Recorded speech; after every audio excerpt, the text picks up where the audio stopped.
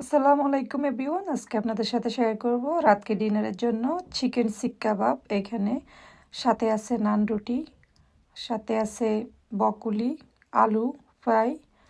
তো চলুন দেখে নিন কিভাবে চিকেন শিক কাবাব বানাই। এখানে আমি 2টা চিকেন ব্রেস্ট নিলাম, ছোট ছোট করে কাটে নিব। এখন কাটা শেষ, আমি একটা বাটিতে এখন নিয়ে নিব। এখানে আমি একটা প্লেটে সব ধরনের মশলা নিয়ে নিলাম। এখন দিয়ে দিব হাফ স্পুন পরিমাণ লবণ দিয়ে দিব, 1 স্পুন পরিমাণ গরম মশলা দিয়ে দিব, হাফ স্পুন পরিমাণ জিরার গুঁড়া দিয়ে দিব, হাফ স্পুন পরিমাণ গোলমরিচ দারচিনির পাউডার দিয়ে দিব, পরিমাণ মতো তেল। এখানে আমি 2 স্পুন পরিমাণ ভিনেগার ইউজ করব। এখন আমি হাতের সাহায্যে ভালোভাবে মিক্স করে নিব। হাফ স্পুন পরিমাণ হলুদের গুঁড়া দিয়ে দিব, হাফ স্পুন পরিমাণ মরিচের গুঁড়া দিয়ে দিব, সাথে থাকবে একটা ডিম। এখন আমি আবারও ভালোভাবে মিক্স করে নিব। এখন আমি পানিতে লং স্টিকগুলা আগে ভিজিয়ে রেখেছিলাম। এখন আমি একের পর এক গেঁথে নিব মাংসগুলা।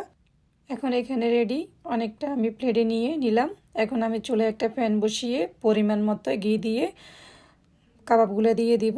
এখন 10 মিনিট পরে এসে চেক করলাম কাবাবগুলো এক পাটে রেডি। আমি অন্য পাটে এখন ব্রাশ করে দিব ঘি দিয়ে, দিয়ে উল্টিয়ে দিব।